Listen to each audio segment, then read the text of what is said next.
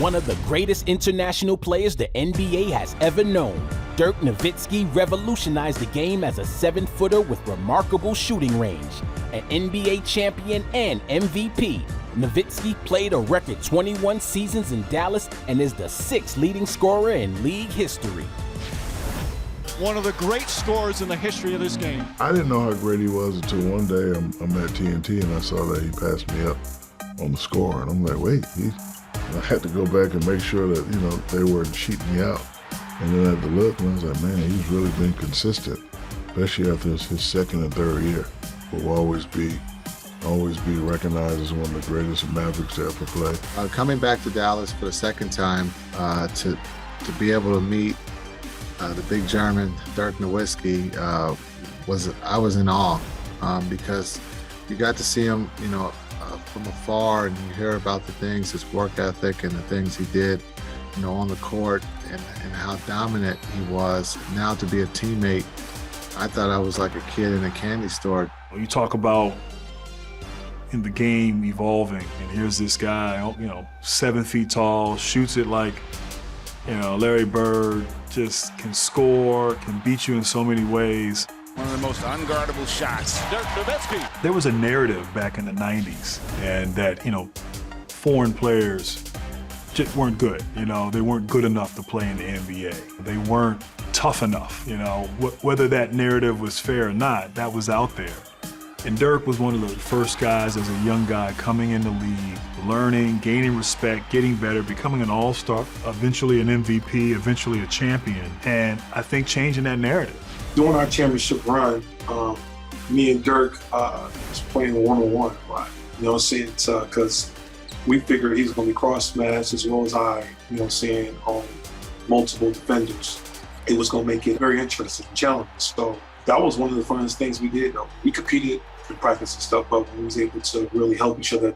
I remember there was my first kind of couple rookie games, and we played Dirk, and I remember I was like, dang, I'm playing Dirk Nowitzki. And the next thing you know, he's yelling, give me the burger. And I'm like, what's the burger? Oh, the basket, The next thing you know, he gave me 32. And I was so happy after the game. I was like, man, did you see how good he was? And my parents were like, Jenny, he just barbecued you. I said, what? There was nothing I could do. And that was the thing with Dirk. There's nothing you could do. From a novelty, really, when he first entered the league to a no-doubt Hall of Famer by the end of it, Dirk Nowitzki was just different than anybody who had come before him. How much did he change the NBA? I think he changed the game a lot because before Dirk Nowitzki, you wanted all your 7-footers to impact the game in the paint. But Dirk was different. He was unique. He was 7 feet. He could shoot the basketball. He could straight line drive you from the three-point line. And the Dallas Mavericks did an excellent job of letting Dirk be Dirk. They didn't try to make him be somebody else. They didn't want him to conform to what they thought what a 7-footer should play like.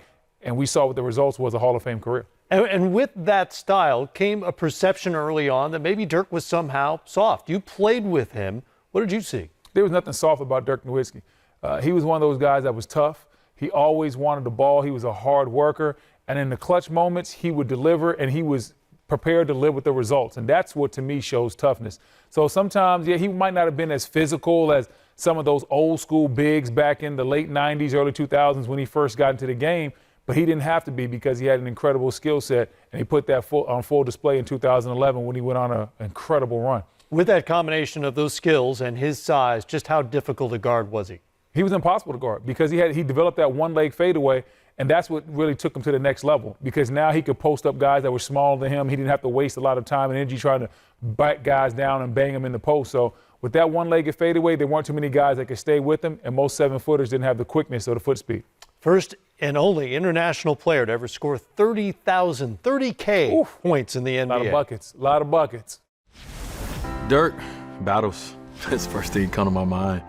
Playing each other twice in a NBA championship. You're gonna walk away with some scars. You're gonna walk away with a healthy version of dislike and a healthy version of how much you respect and how much love that you can have for a competitor. I love Dirk as a career he had, and a career that is a legendary career that a lot of people still, once again, don't talk about. I love the fact that, hopefully, fingers crossed, that we get to go in the Hall of Fame together. And just to be able to compete against him and win a championship in '06, that really solidified my career and my talents.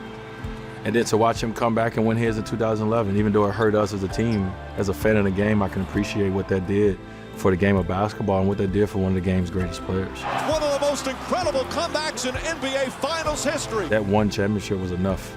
He'll need to win 3, 4, 5. That one for him, the way he did it, the route to get there, that was special.